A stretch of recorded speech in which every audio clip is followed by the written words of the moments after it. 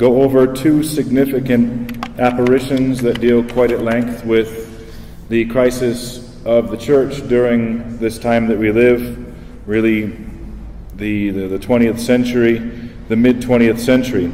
Of course, when we hear the mid-20th century, the first thing that we think of is the Second Vatican Council and the disaster that happened in the church after the council.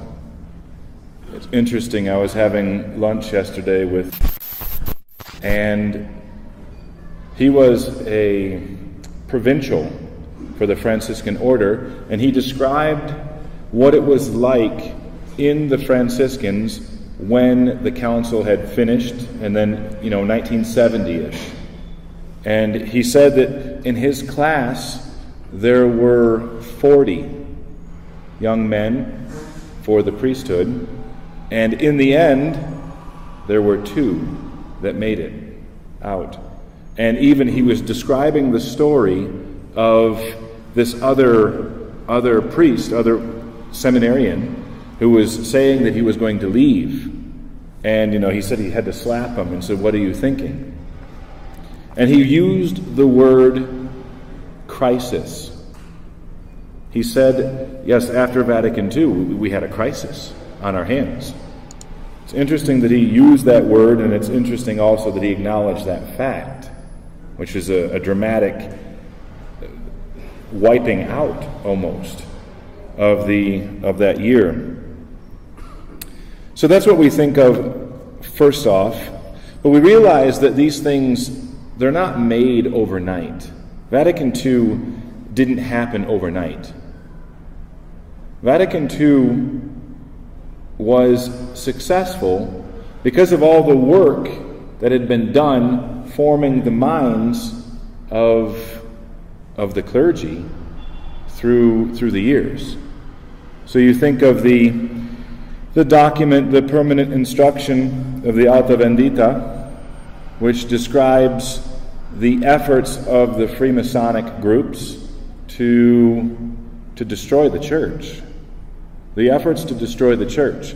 And they acknowledge themselves that this is not the work of a year, it's not the work of 10 years. It might be the work of 100 years. And we will hang on that long. We will work this diligently. We will be this subtle. We will plant these seeds. We will expect this growth. We will influence these people. And that's what they did. Everyone thinks that the church was golden before Vatican II. You pick up a book. Oh, this was written in 1920. Must be great. Not necessarily. Pius X condemned modernism in 1908? Gregory XVI condemned liberalism in 1832. 1832, condemning liberal Catholicism. This has been going on for a long time. This work has been developing and developing. And it's been done with exactness. It's been done with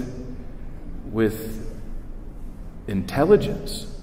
Somebody was thinking these things out. They didn't happen by accident. Oh yes, Vatican II closed. A year later, all the sacraments in the church changed. Oh, that was a startling accident. It's no accident. And so, what is described here by Our Lady to Mariana about the 20th century, this was a long time in the making. She doesn't go into detail of how all of this through the course of a couple hundred years is going to develop, but she says, in the end, this is what you got. And Archbishop Lefebvre, he would probably point the finger for the most, perhaps, direct start of all this as the French Revolution. Of course, you can't say the French Revolution would have happened without the likes of Jean-Jacques Rousseau, for example.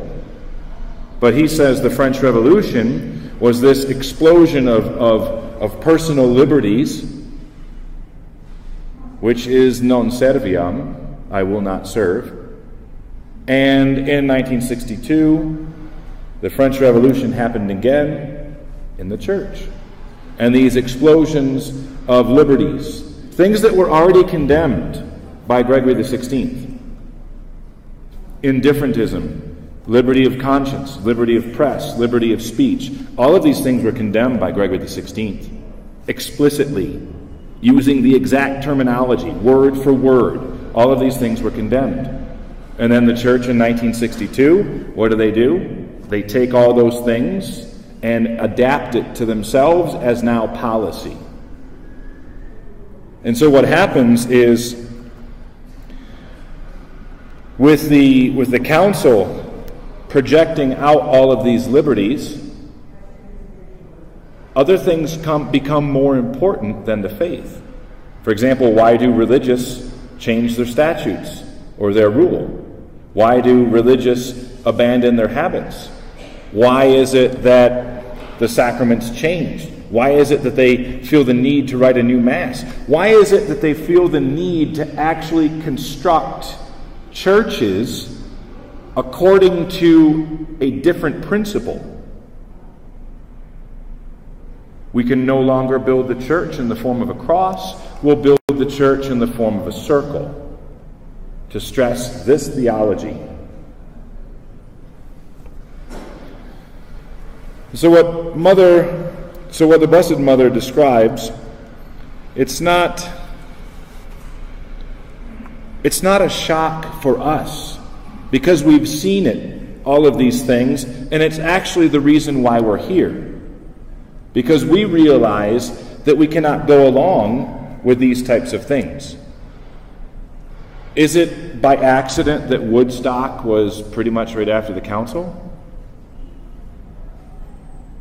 Probably not. So I'm going to go over the text a little bit here, and it's going to involve a little bit of reading. And I think that it's actually important to read the text. And by the way, the translation that I have here is from actually the handwritten text. I didn't use the book for this translation. So Our Lady says,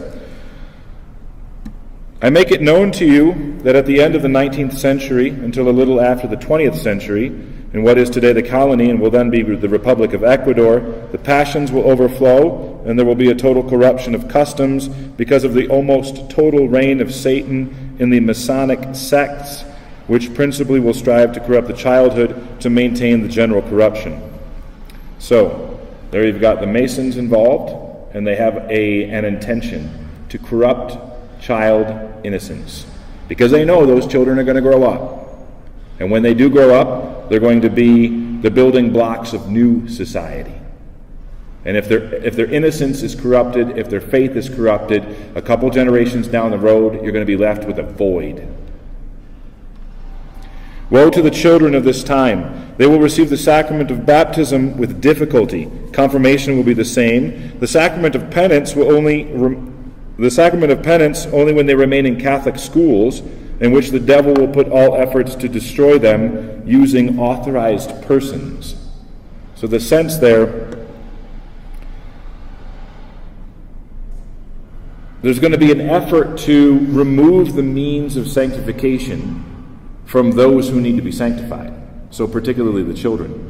And you look at what has happened in the church today, how many Catholic schools are closing?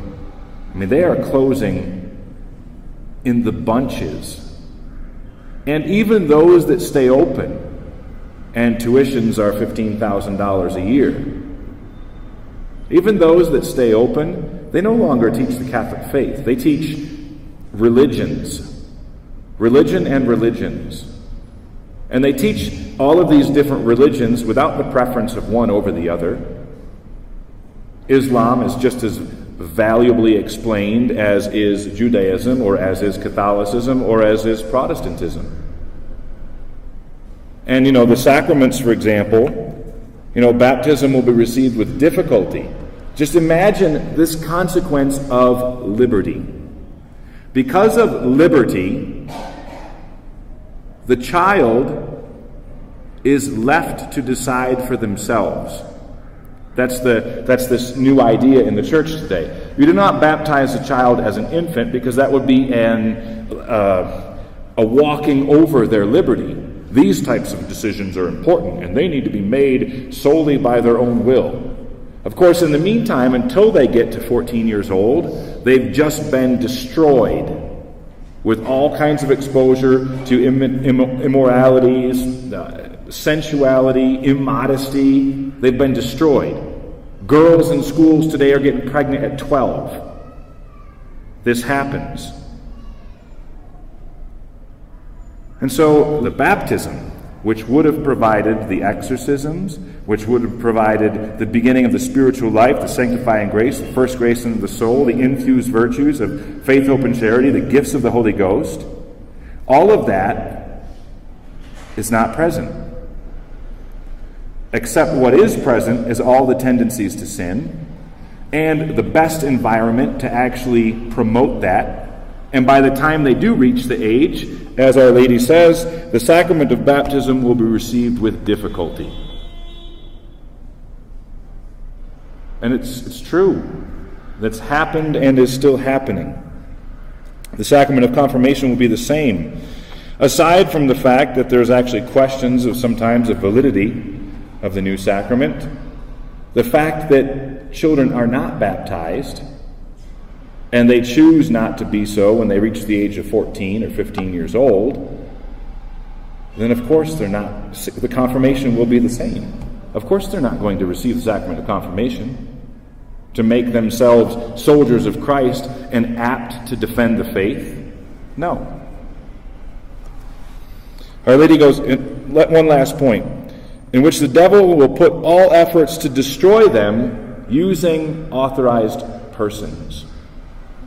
It's an interesting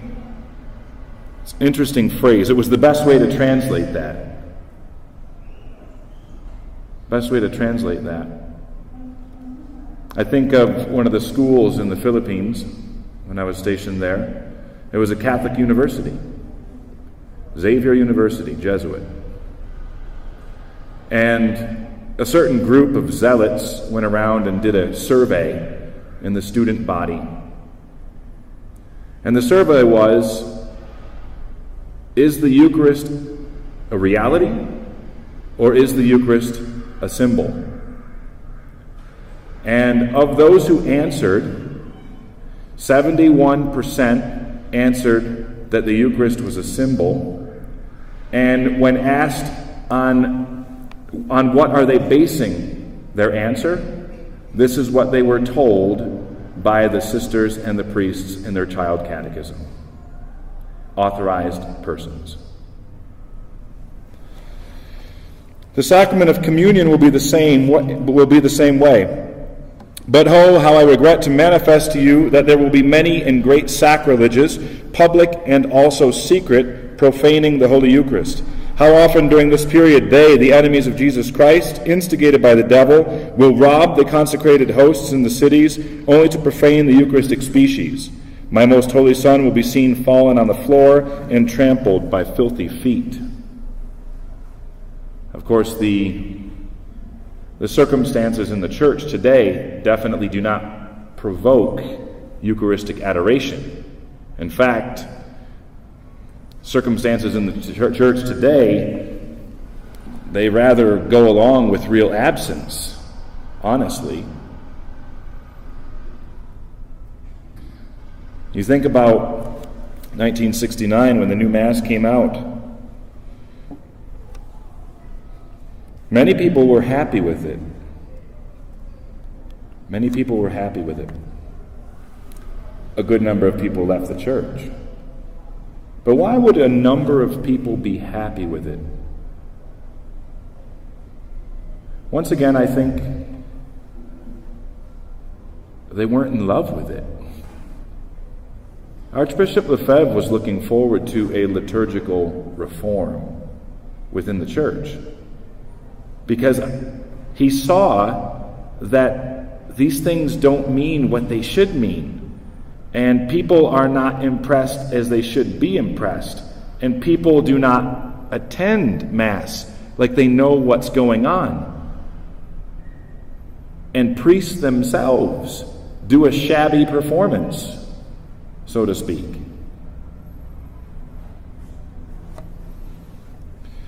And we all know the stories of profanation of the Holy Eucharist, from being sold on eBay to being vacuumed up by the cleaners in the church. Dozens of hosts. And we can go on and on about those types of things.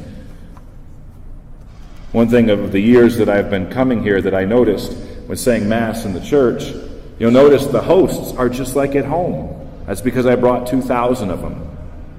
And the reason why is because the ones they have here are so fragile and so delicate, and particles fall off all the time. Even my own paten, just from my host, when I receive communion, is covered with particles using those hosts. And then just imagine how carefree the distribution of Holy Communion is and what could be the result. Because our Lord Jesus Christ is present in those particles. St. Thomas teaches that.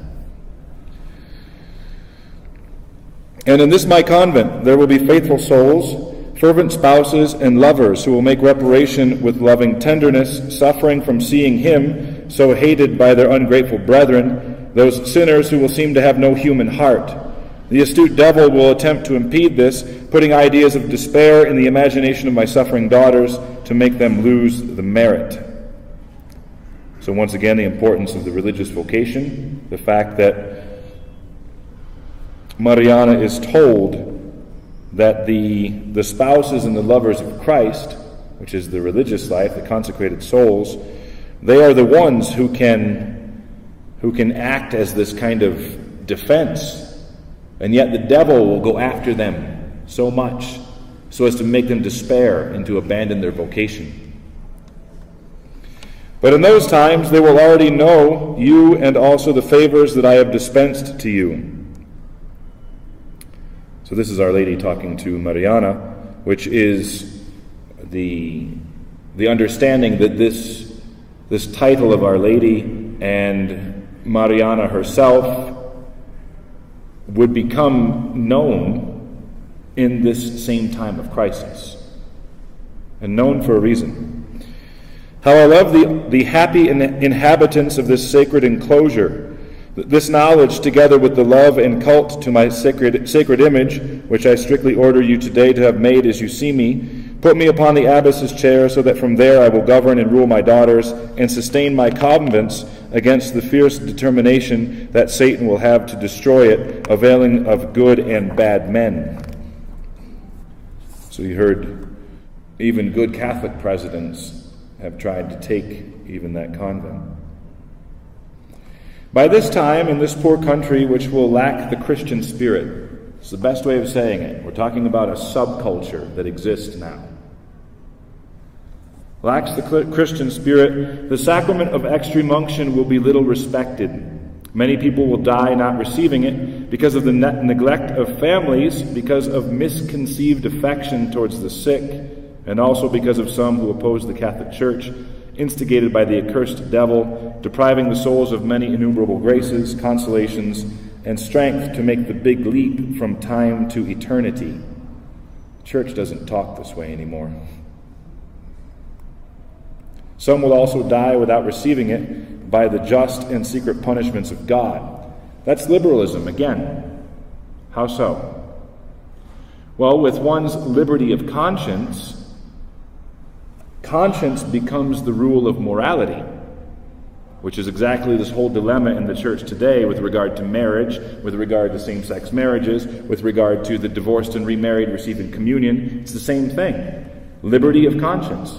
My conscience is free, and I determine my conscience. I inform my own conscience the way I see fit, and in the end, I only answer to my conscience. And if my conscience says to me, you're still a good guy, and you are in the state of grace, I don't care what anyone else says. There's a complete blindness that way. That's really what it is blindness. And since that liberty of conscience, no one would ever accuse another of a sin. A sin. And then if there's no sin, well, why would you need the priest for extreme unction? Dad's a great guy. The priest doesn't need to come and see him. What does she say? Because of the neglect of families and the misconceived affection towards the sick. And that happens. Many will die without receiving this grace. The sacrament of matrimony, here's a kicker, which represents the union of Christ with the church, will be attacked and profaned in the full extent of the word. The rule of Masonry will establish its laws to extinguish it, facilitating all to live immorally and propagating the procreation of illegitimate children. Without the blessing of the church, the Christian spirit will rapidly decline, extinguishing the precious light of the faith until it reaches an almost total and general corruption of customs. This, together with secular education, will be the reason for dwindling of priestly and religious vocations. You cannot give what you don't have. If we've produced a generation of not having, there will be no giving. And that's the problem in the church today. Profaned in the fullest extent of the word. I wonder if Mariana could possibly imagine what we've got today. Is it even possible to think? We don't need to really go into detail about that. I'm sure that you're well aware of what's going on, not only within the world, with this movement, which the movement, it's so diabolical. Because, how have revolutions always worked in the history of men? Revolutions work by the zeal of the few evil people. And the zeal of the few evil people, because of their zeal, they win. Look at the Russian Revolution. Don't think it was thousands and thousands of people that pulled off the Russian Revolution in comparison with the general population. It wasn't. The general population could have cared in the least about revolution. It's the same thing here. You saw in the streets yesterday. These rallies going off and how the riot police had to be deployed at one point. But that's in this city. What about all the people out there who really don't even care?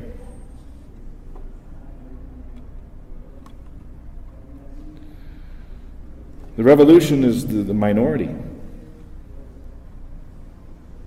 It's just they work harder than the others.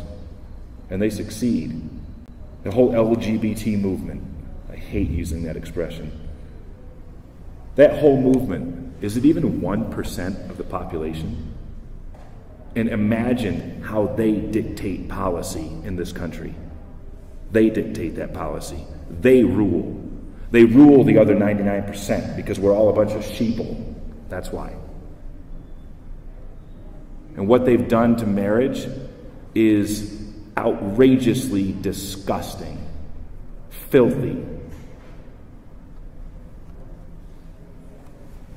I think it was Our Lady at Fatima said that you will know it's coming to an end when you see them go after the sacrament of marriage, the institution of marriage. And boy, are they going after it. The sacrament of holy orders will be mocked, oppressed, and despised because they, the Masonic sect, oppress and violate the Church of God and God himself in his priests.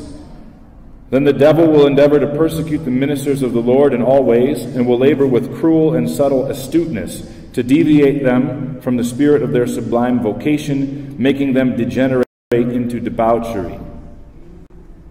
Seen that. Scandalizing the Christian people many times over, they, the bad priests, will draw upon all the priests the hatred of the bad Christians and of the enemies of the Roman Catholic and Apostolic Church. So let's again look at some numbers. How many cases of I don't even want to use the word, scandals, priestly scandals, how many cases have come out and been confirmed? Is it even 1%? But boy, you know the media is going to explode that, and the bad priests are actually going to destroy the reputation and the sanctity of the church, so that the good priests are going to be dragged through the dirt. And the church will lose any kind of influence, any kind of ability to direct and to rule, to teach, rule, and sanctify. They will lose their mission because of these things that happened by the 1%. With this apparent triumph of Satan, they will draw immense sufferings on the good pastors of the church and on the great majority of good priests. And the supreme pastor and vicar of Christ on earth, who is prisoner in his Vatican, will shed secret and bitter tears in the presence of God and his Lord, begging for light, sanctity, and perfection for all the clergy of the world, of whom he is king and father. It's interesting there, that term's prisoner in his Vatican. Of course, we would initially think of Pius IX, and Our Lady does say the end of the 19th century and into the 20th century. And on another occasion, she says the second half of the 20th century. But it's true, you had the fall of the Papal States. I still wonder if there's more application to that expression. Someone else is in the Vatican still, too.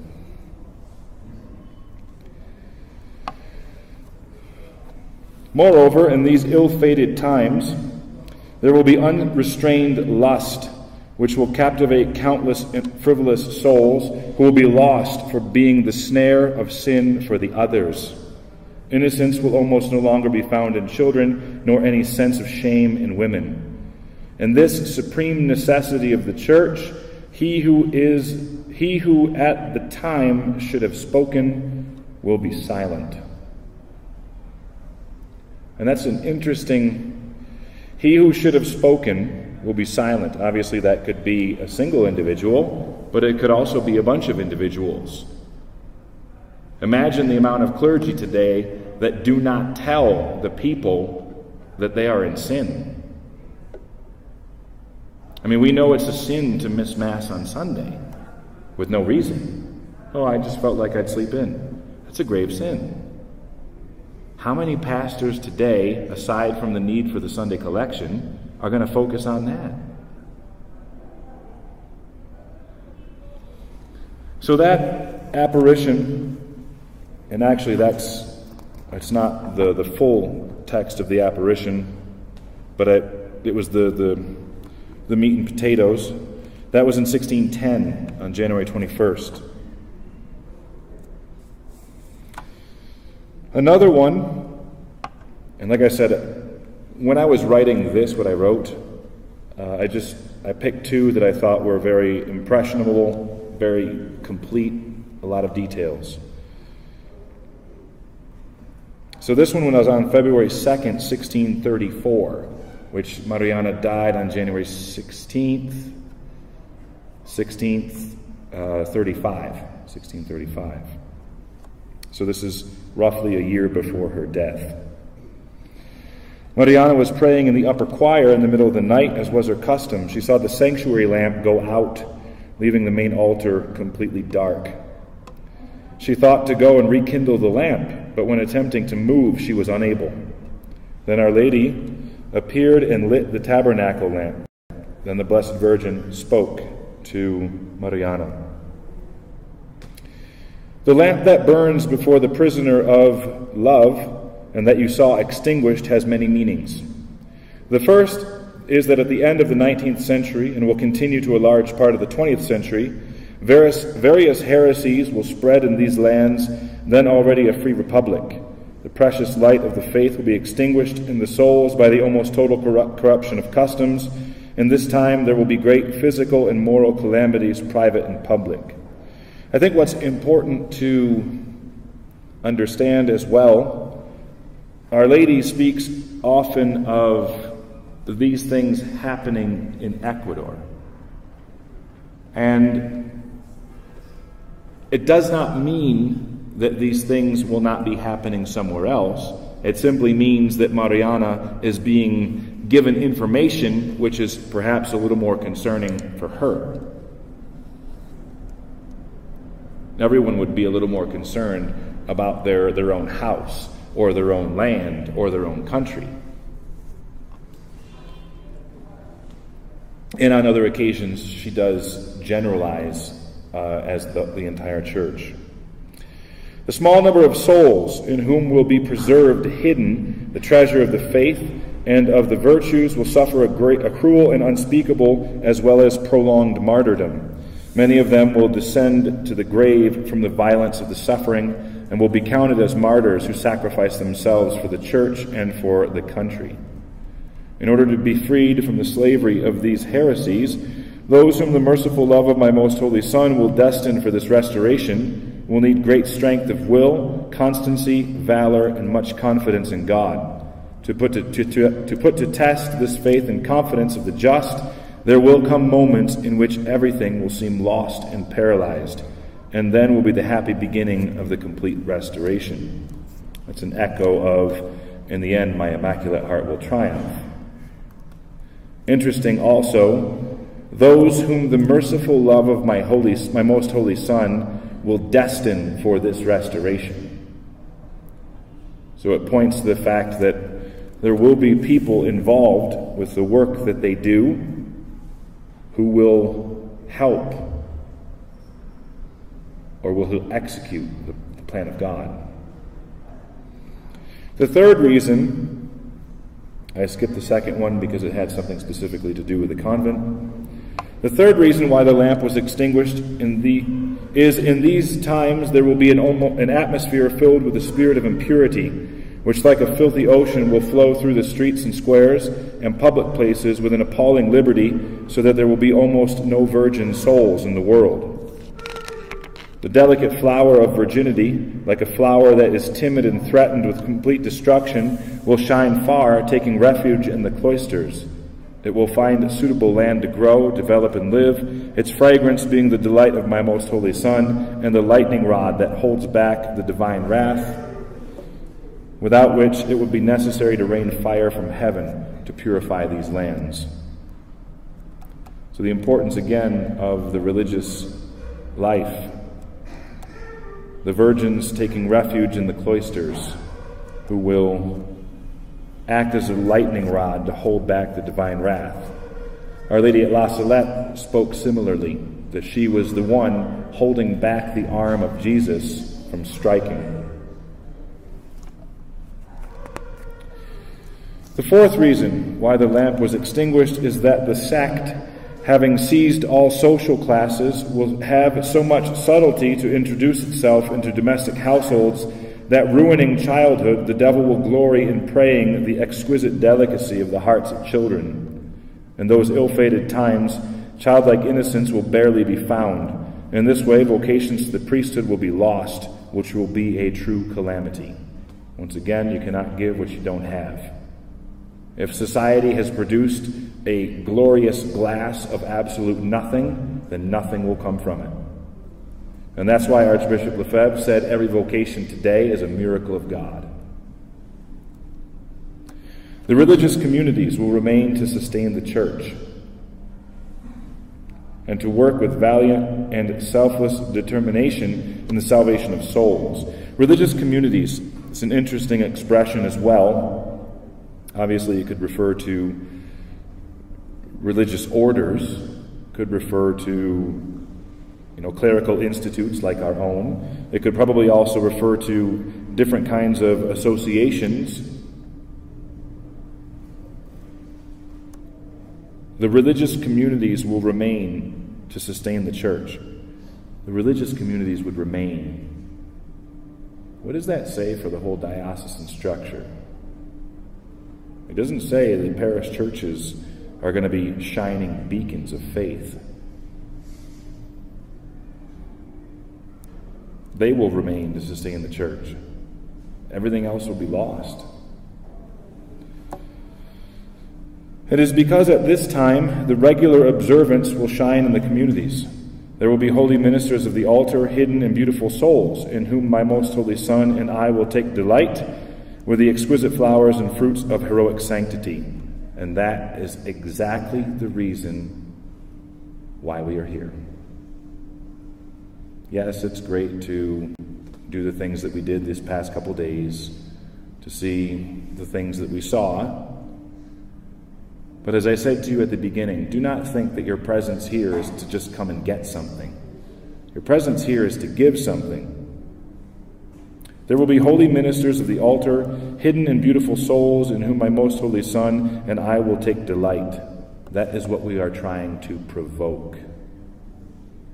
That's what we're hoping that our presence will lead to.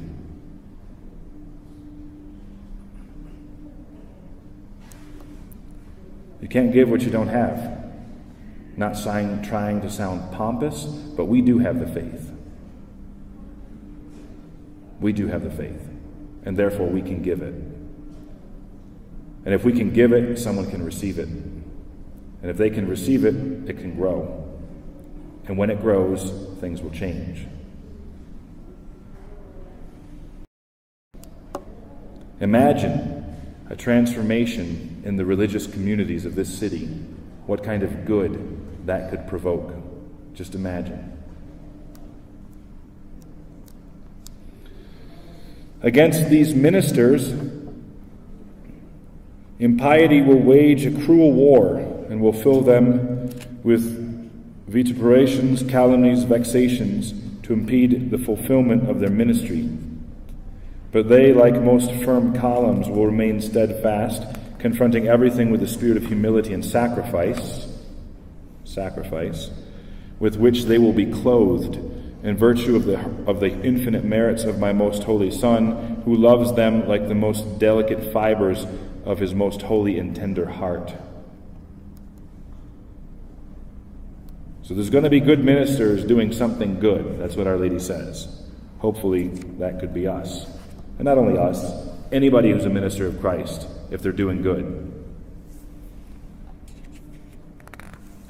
In those times, in the secular clergy, there will be much to desire, because the priests will neglect their sacred duty, losing the divine compass. It's a beautiful expression. Losing the divine compass. They will stray from the path charted by God in the priestly ministry, becoming fond of money and striving to obtain it to excess. And since the Church will suffer the dark night of the lack of a prelate and father who watches over with paternal love, with gentleness, strength, sound judgment, and prudence, many of them will lose their spirit, placing their souls in great danger. So there she just described a situation in the Church when the lack of direction will be present. There will be no direction. It will be like chaos. And that's very much upon us today. Very much. Since the Church will suffer the dark night of the lack of a prelate and father. Normally that's the Pope's job, right? He's the father of Christendom. So what could she possibly mean? The dark night of the lack of a prelate and father. And it's interesting what she describes. She describes the virtues of a good prelate and father. She describes the virtues. But they will all be lacking. So today in the Church, in this time, there will be no sound judgment, there will be no prudence, there will be no strength, there will be no gentleness, there will be no paternal love, and they will lose their spirit, the clergy, because of that.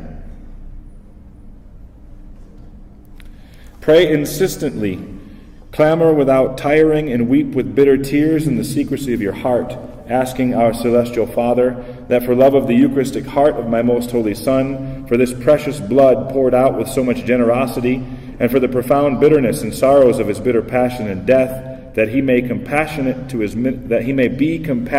his ministers, and put an end as soon as possible to these so ill-fated times, sending to this church the prelate who must restore the spirit of her priests. And that's obviously the one that most of you would be famous, or most of you would recognize, the famous passage there. Archbishop Lefebvre made reference to that in the consecrations of the 4 bishops in 1988. Archbishop Lefebvre certainly has done a lot for the church to restore the spirit of her priests. He was rector of a seminary. He was a founder of seminaries as Archbishop of Dakar, as apostolic delegate. Priestly formation was definitely, it's not without reason that when seminarians were looking for formation, where do we find a solid traditional formation? Because we don't want to go to these Catholic universities, we don't want to go to these seminaries anymore because of the nonsense that we're being taught. So where do we go?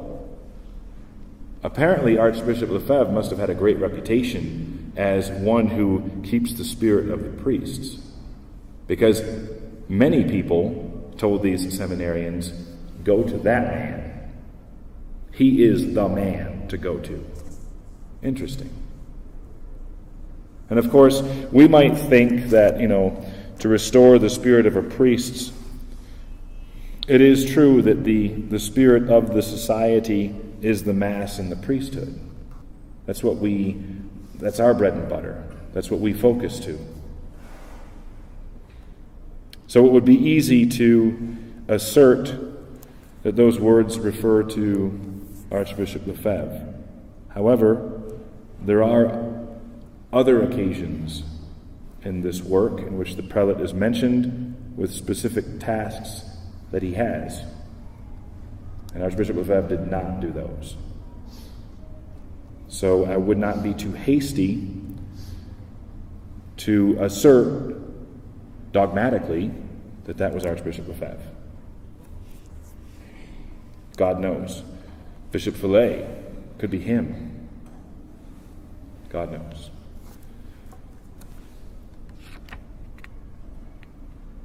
Could be the bishop of this city. God knows. With divine gentleness, he will guide the consecrated souls to the divine service in the cloisters, without making heavy to them the yoke of our Lord. Now it's true, Archbishop Lefebvre was directly/indirectly involved with, for example, the work of the Benedictines down in Silver City. Probably also the work of the Dominicans. Probably the work of the Franciscans. But those words still don't really seem to fit him. To have the prelate and father soon, they, those consecrated souls, will counterbalance the tepidity of all the souls consecrated to God in the priestly and religious state. So the few saintly religious are going to counterbalance the bulk of worldly religious. This is the precise cause of the accursed Satan taking possession of these lands, who will obtain it by all means of so many foreign faithless people which like a black cloud will obscure the clear sky of the then republic consecrated to the most sacred heart of my divine Son. Prophecy of that consecration by Garcia Moreno. The then consecrated republic to the Sacred Heart. This is the precise cause of the accursed Satan taking possession of these lands. What was the precise cause? It was the consecrated souls and the lack of the number, the good consecrated souls. The good consecrated souls will be counterbalancing all the bad. If you spend your time more concerned about counterbalancing or preventing, it's like behaving all the time in crisis management. There's not much growth in crisis management. which is why the society doesn't spend its time bantering on all kinds of suggestions of whether or not this guy's the Pope.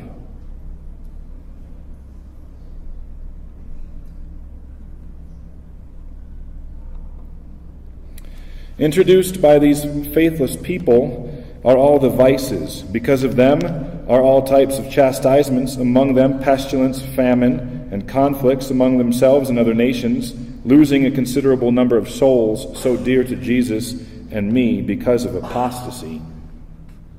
To dissipate these black clouds which prevent the possession of the clear day of liberty of the church, which, by the way, is the liberty which St. Paul speaks of, the liberty of the sons of God, there will be a formidable and frightful war, in which blood of their own and strangers, of secular and religious priests, and also of religious will flow. This night will be most horrible, because to mankind evil will seem to be triumphant. Then is the coming of my hour, when I, in an amazing way, will dethrone the proud Satan, crushing him under my feet, and chaining him to the infernal abyss, finally freeing the church and country from his cruel tyranny. So those are the contents of 2 of the many apparitions that Our Lady, when she appeared to Mariana, and also our Lord appeared many times to Mariana.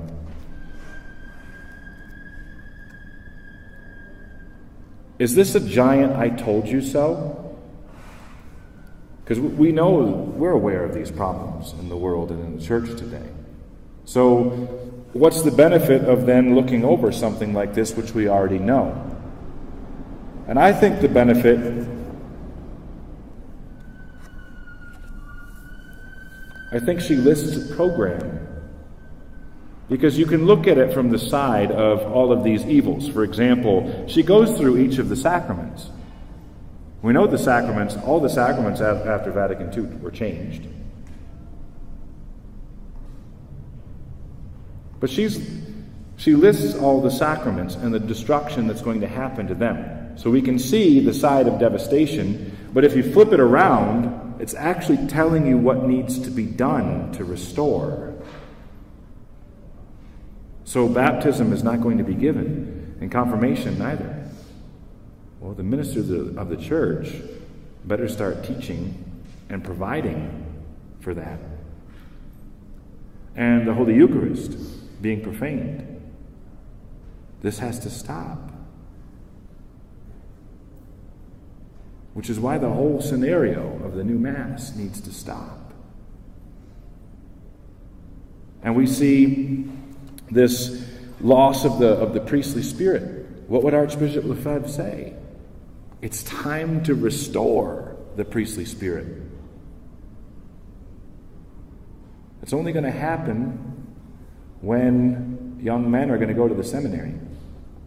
And young men are only going to go to the seminary when they are the fruits of a solid Catholic upbringing within solid Catholic parents, parents who possess good spiritual lives, and a kind of culture that supports them, which is the work of a mission. You know, when the Jesuits came into these countries in South America, they didn't come to, I'm just going to give you the Holy Eucharist. They came here to create Catholic civilization from the dirt, right from the ground up. To create a whole Catholic way of life, like a unit. You think of the Russians' idea of the commune. They wanted to take villages and build them from the ground up. Take people that were living in the sticks or in the bush or along the creek and bring them together and raise a civilization, a Catholic civilization. And that's exactly what the mind of Pius X was, to restore all things in Christ, is to recreate the civilization. And it was exactly the mind of Archbishop Lefebvre when he saw the necessity of priests in this situation in the world, because the priests were going to have to be the ones to raise this civilization. It is kind of a circular thing. And this is the program. The sacrament of matrimony. We have to teach on the glories of the married state, the responsibilities of the married state, the graces and the means of sanctification contained within the married state. We have to teach how offensive to God all these other things are, all these unnatural things. We see all the sacraments, extreme unction, we do our best for these things.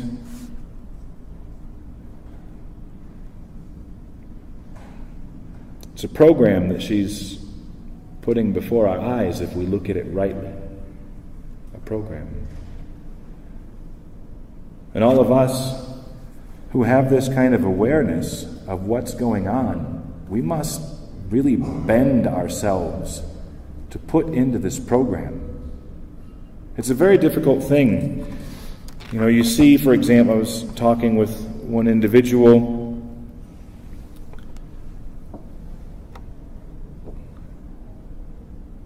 just about some of our missions, for example, and how there is not really a lot of support.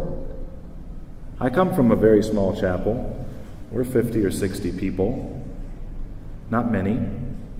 We have some vocations coming out of there by the grace of God. But nonetheless, in our chapel, where I'm from, we've always understood that we were a bit of a trampoline. Because the number of people that have actually started out in our chapel in Hudson Falls, New York, the number of people that have bounced there and then scooted out, it's a pretty good number of people. Another number of them went up to Nickelville. Why? Because there was a school. And that school is very important for the Catholic life, Catholic culture, Catholic perspective, Catholic faith. And you think about all the people in our missions everywhere, you've got people trampolining all the time because they're looking to go for something better. I remember telling Father Beck when he was prior in St. Mary's, I said, in my opinion, you should be encouraging people to go somewhere else because this is just becoming too big. You know, there's 10, 15, 20 families moving in every summer. They're trampolining because they want something more. They want a Catholic culture and a Catholic civilization. And when you see this desire, and I realize that not everybody can move, and I'm not saying that everybody should move, but I'm looking at the people who have done so and what has motivated them. And then when you compare that with those who will not hear anything of it, the priest sees it and says there's something wrong. There's something wrong. It's a failure to recognize the great goods and means of sanctification and support for truly Catholic life which exists in many of our institutions. But if there's a refusal to see it, there may not be the possibility to go to it, but to try to convince oneself that it's no big deal, or to ignore the fact that it's a great good, God's not going to bless that.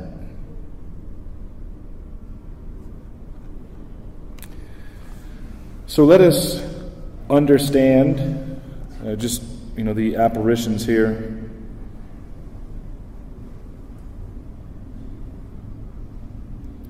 Let us understand it more as a program. I think that's... Archbishop Lefebvre didn't know it, but that's what he was talking about. He was talking about a program in which we will go forth and multiply, and we will make all things new again. That was his aim. So let us understand that also of Our Lady. here in Quito, Our Lady of Buen Suceso.